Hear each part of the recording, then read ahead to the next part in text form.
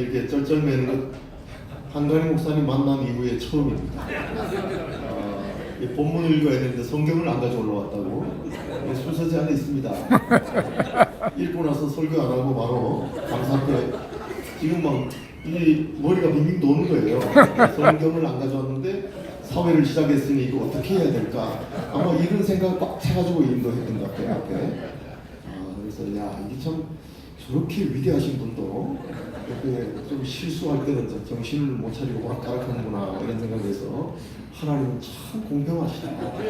아무리 위대해도 저는 실수하는 면을 주시는구나 해서 참 고마웠고 오늘 모처럼 우리 한가리 목사님한테 진심으로 감사를 드립니다. 제가 오늘부터 자문위원이라는 명찰을 찾습니다. 자문위원들 앞에는 제가 완전 쫄따구가 돼가지고 벌벌 기어야 되지만 한 해 동안 지내면서 임원들은 이제 제가 군기장은 이런 위치가 아마 자문위원 1기 때가 아닌가 이런 생각이 들어서 2019년은 임원들은 제 밑에 벌벌 기어야 된다. 상임회장도 오늘 이렇게 쩔쩔매는 걸 보니까 7월부터 아주 자세가 좋습니다. 그 후에 그들이 왕을 구하거늘 하나님이 베냐민 지파 사람 기스의 아들 사울을 40년간 주셨다가 패하시고 다윗 왕을 세우시고 라는 말씀을 보면 패하시는 권세와 세우시는 권세가 하나님께 있다. 하나님께. 우리는 보통 안양기독교연합회 그러면 회장을 4번 해야 됩니다. 운영회장, 실무회장, 상임회장, 대표회장.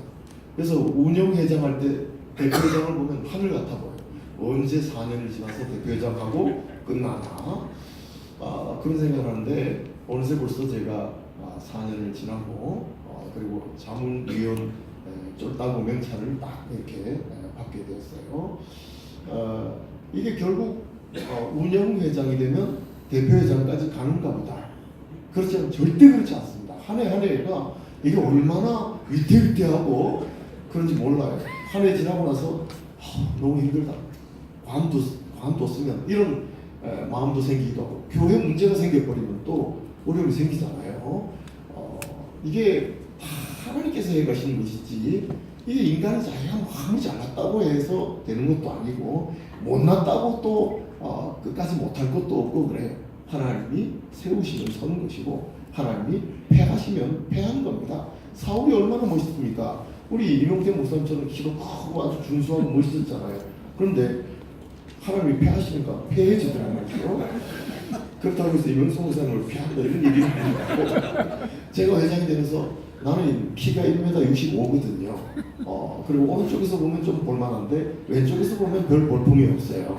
그런데 하나님이 세우시니까 세워지더라 이거죠.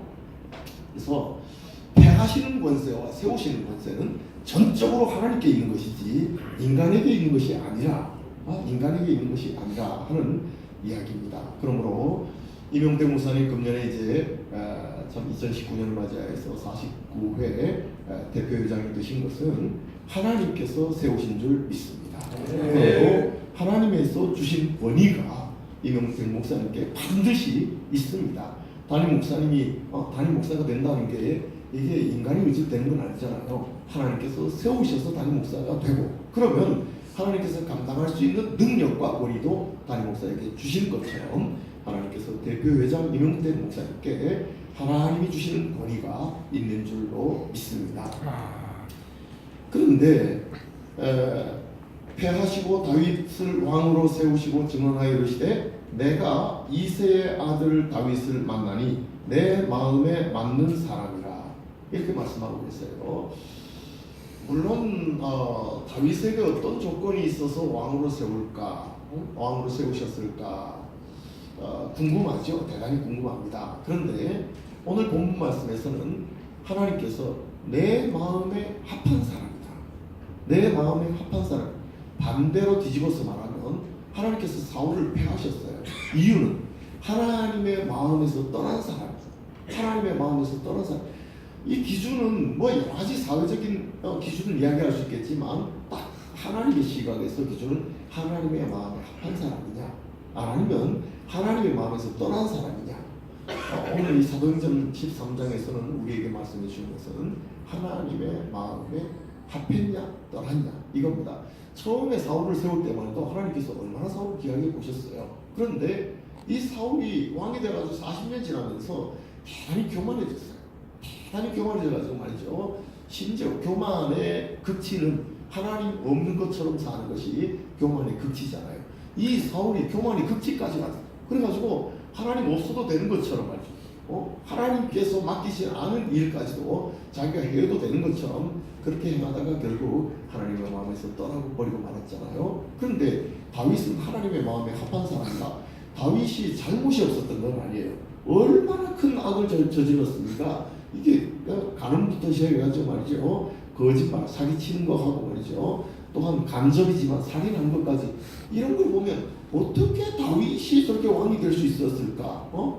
그런데 하나님은 다윗을 보시면서 내 마음에 합한 사람이라, 하나님의 마음에 합한 사람이었다는 것이 그가 실수를 안 하고 잘못을 안 했던 것이 아니라 실수하고 잘못했지만 그 사실을 깨달았을 때에 철저하게 하나님 앞에 엎드렸던 것이 다윗이에요. 사울도 자기가 잘못한 걸 깨닫고 나서 하나님 앞에 엎드려서 정말 그 회개의 눈물에 요가 둥둥 뜰 정도로 다윗처럼 회개했다면 하나님께서 또 어떻게 보셨을지 몰라요. 그러나 사울은 그렇지 못했어요. 그런데 다윗은 잘못을 깨닫고 났을 때에 얼마나 철저하게 하나님 앞에 회개하고 눈물로 회개했는지 그 눈물에 요가 둥둥 뜨게 뜰 정도였다고 하니까 시편 51편에 보면 말이죠. 아, 하나님의 마음에 합한 사람이라는 것이 실수가 없다는 얘기가 아니구나, 잘못이 없다는 얘기가 아니구나. 그걸 깨달았을 때 얼마나 하나님 앞에 철저하게 엎드려 눈물로 회개하고 돌이키느냐, 이게 하나님의 마음에 합한 사람이냐 아니냐 한 것에 대단히 중요한 참 요소구나 하는 것을 보게 되었어요.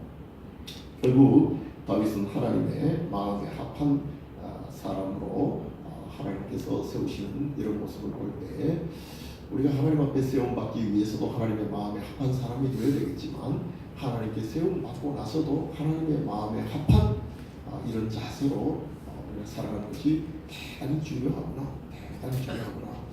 저도 외국에서 유학하고 한국에 들어오면서 그래도 규모 있는 교회에 들어오면서 첫 해에는 정말로 세상 말로 똥오줌 못 가렸어요. 야, 내가 뭐가 되는가 보다. 하기도 받아왔지. 거기다가 교회도 규모 있는 교회에 왔지. 그래서 뭐가 된 줄로 알았어요.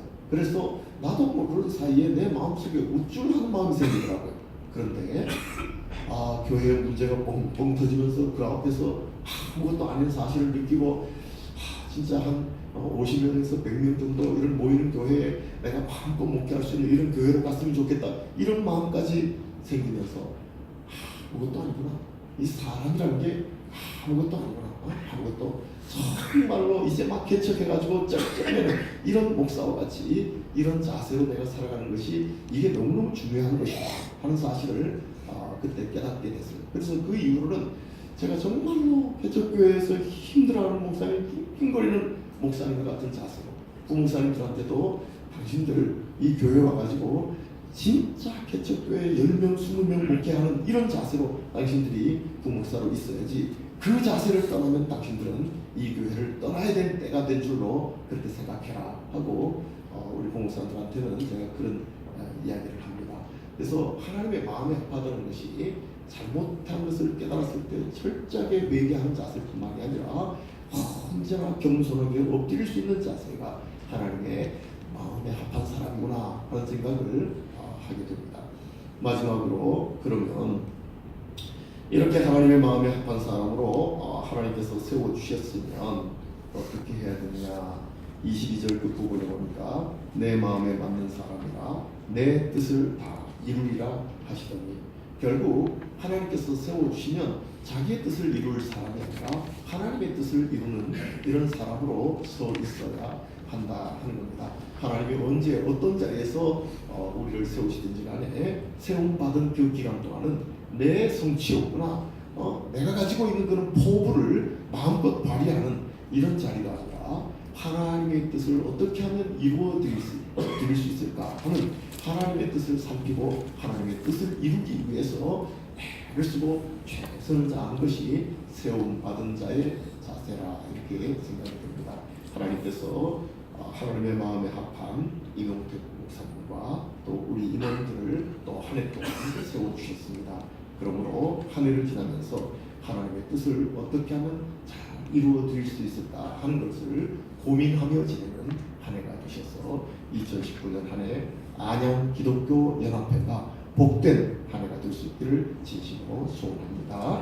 하나님 감사합니다. 오늘도 주님께서 우리 이명택 목사님을 안양 기독교 연합회 49대 대표회장으로 세워주시고 감사의 배를 올릴 수 있게 하심을 감사합니다. 주님께서 마음껏 축복하셔서 2019년 한 해 안양 기독교 연합회가 복된 한 해 되게 하여 주시옵소서. 예수님의 이름으로 기도드리옵나이다. 아멘.